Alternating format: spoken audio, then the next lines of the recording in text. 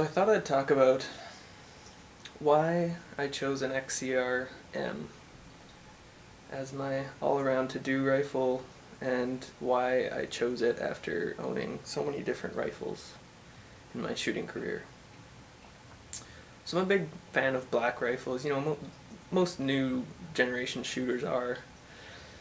Um, they have great functionality. They look, cool, I guess, and they're a lot of fun. So I've owned quite a few black rifles. I'm in Canada, so I'm limited. I can't have a Stairog or any, you know, certain rifles. I can't have an FN FAL.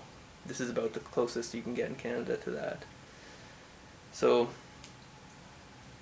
I've had a Tavor, I've had CZ858 and 223, I've had an XCR-L, it was the first generation. I actually had another XCR-M before. So, I've kind of come full circle. I've owned quite a few rifles, more than what I just listed. And I'm back with an XCR-M. So why is that? First of all, I really like the ergonomics. The ergonomics on this rifle are second to none. They're amazing. The location of the bolt release is a big factor there. The side charging handle, it's non-reciprocating, is great. I would prefer it to be a forwards charging handle, but it's still pretty great. The folding adjustable stock with adjustable cheek weld is amazing. It is a little rattly, and what I do to fix that rattle, both for accuracy and just, because I'm OCD, is I put a little bit of electrical tape on the back of the receiver there, and it snugged it up a bit. So what I've had to do is, due to my financial situation here in Canada, the economy is dreadful, and I ended up having to get into a new line of work after spending a ton of money on a university degree that hasn't played out so well. Unfortunately, it's bad timing when I graduated, but anyways, I ended up having to be economic with my rifles. I basically had to put a precision rifle, a hunting rifle, and a tactical rifle into one rifle. So I came back to the XCR line because I like the ergonomics. I didn't like how they were front heavy, but luckily nowadays they come with light profile barrels in Canada, and it makes a huge difference in the balance of the rifle. This rifle obviously has that light barrel on it, and it makes me love the rifle even more than I did before, so it's pretty great. These rifles typically are capable of MOA or even better, believe it or not.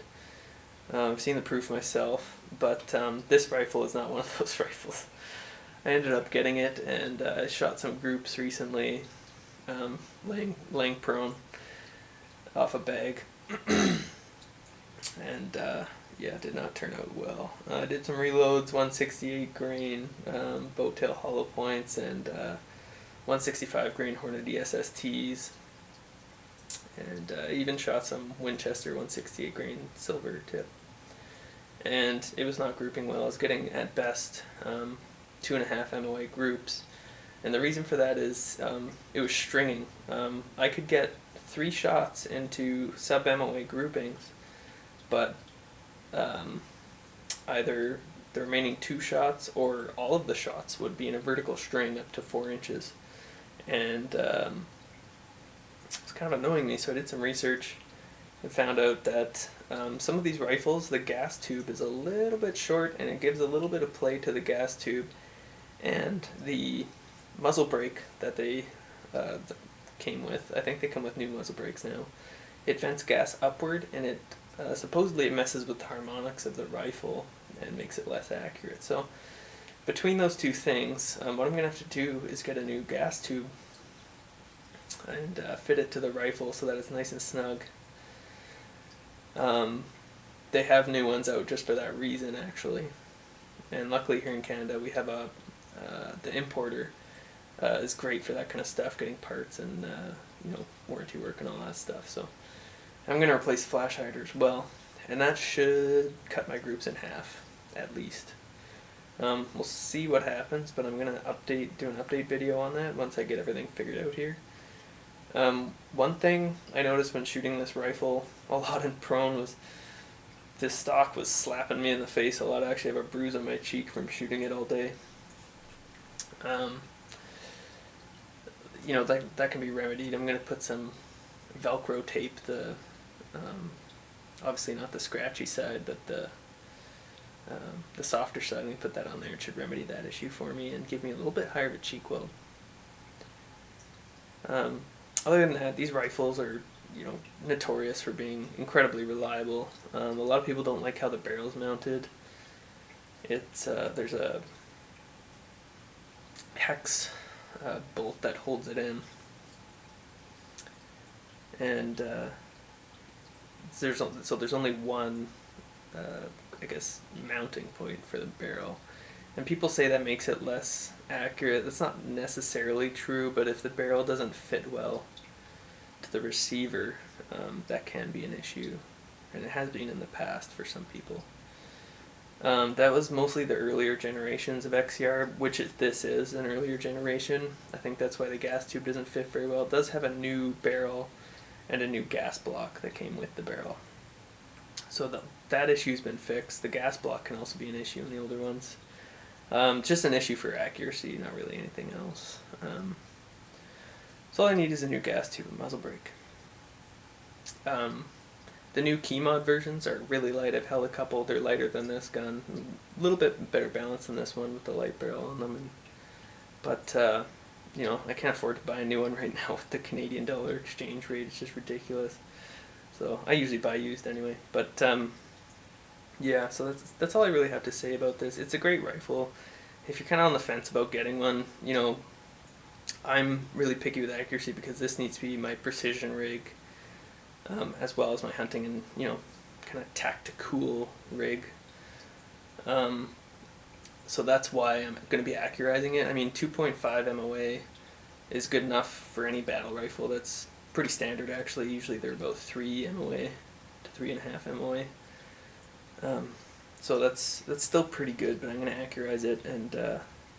So, and if you're wondering about the accuracy of these rifles, the newer generation, the key mod versions, they fixed all of these issues. They've ironed everything out. Robinson Arms is a great design now. They've just worked out all the little kinks, and now they're with the right shooter behind them, they are sub MOA rifles. So that's kind of why I gravitated towards this rifle. We do have another, well, not another, this isn't intended for precision, but it can be used for it. There's a precision rifle manufactured in Canada that is similar to the AR-10 design, but different enough that it's class non-restricted.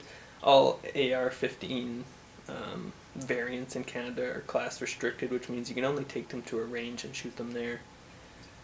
With a special license, and if a rifle's non-restricted, you can take it anywhere reasonable. Shoot in the bush on Crown land or shoot on your land or whatever. But and it's called the Modern Hunter. It runs from close to $4,000 Canadian after taxes to anywhere north of $5,000, depending on what options you want on them. And they're custom made in a small shop, so it's not surprising they cost that much, and they're really high quality rifles. So, but I can't afford that, is the gist of what I'm getting to. And so there are other options, but this is where I am right now. I know this rifle's reliable. I love the ergonomics. I know it can be accurate, and I'm gonna accurize it, and I'll make another video in the future. I'm just kind of rambling on now. I'll go over my setup really quick before the end of the video here, and then hopefully I can get another video out in the next couple months as to the improvements once I get all this stuff figured out. So what I've got on there is just some quick detach mounts and a sling. I've got rail covers, AFG grip, which I'm actually kind of warming up to. I just thought they're stupid, but it's really nice to actually rest on barricade type objects when you're shooting. I've got some flip up sights, and I've got a Citron 6.5 to 20 by 50. scope with the LRMOA reticle with some Burris XTR tactical high rings. So that's my setup. The Citron scopes are amazing if you're looking for an affordable precision shooting scope. Canadian, they range anywhere from sub $1,000 to a little bit more than $1,000. But the thing is the glass and the overall quality of the optic tracking and stuff. It rivals scopes that cost 2 to 3 times more. So it's definitely a bargain scope if you're looking for something like that. Yeah, so I'll update in the future on this.